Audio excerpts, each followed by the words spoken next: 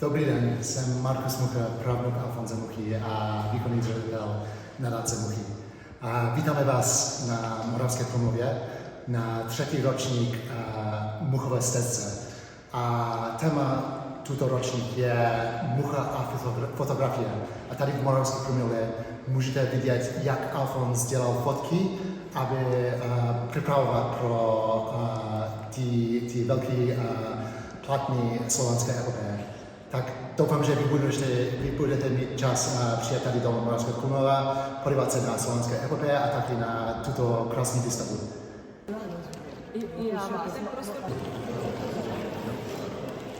Poprosím našeho přítele starostu Ivančic Milana Hučka,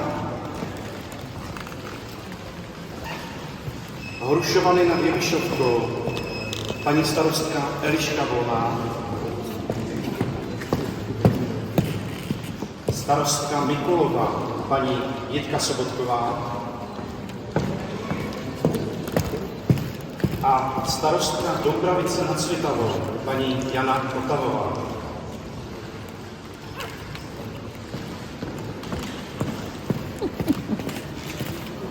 Přátelé, máte unikátní možnost vidět vedle sebe všechna místa, kde je vystavována duchová slovanská epopeje. Mám velikou radost, že projekt, který před 4 lety podepsali pan hejtman Grory, Žanluka, Tomáš Třetina a pan starosta Buček, dostal tyto krásné rozměry a jednotlivá místa, kde probíhají výstavy, mezi sebou navazují a inspirují a jsou jako perličky na hrdelníku. První ročník se jmenoval Načasový Mucha Spojení světy, druhý ročník Alfons Mucha Květinové světy a třetí ročník Mucha a fotografie osobní vize. Uvidíte obrovskou inspiraci Alfonse Muchou fotografií. Já bych velice rád požádal pana Johna Muchu a paní primátorku Vajkovou, aby už sedli ke stolu, abychom paní primátorku mohli přivítat dobré společnosti Muchovy stezky, aby podepsali memorandum o spolupráci nadace Mucha a města Brno.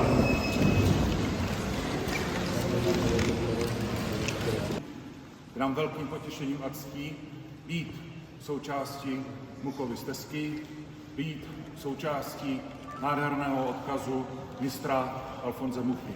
I'm a pleasure to have you here, such amazing people all over the world, and I hope you will be amazed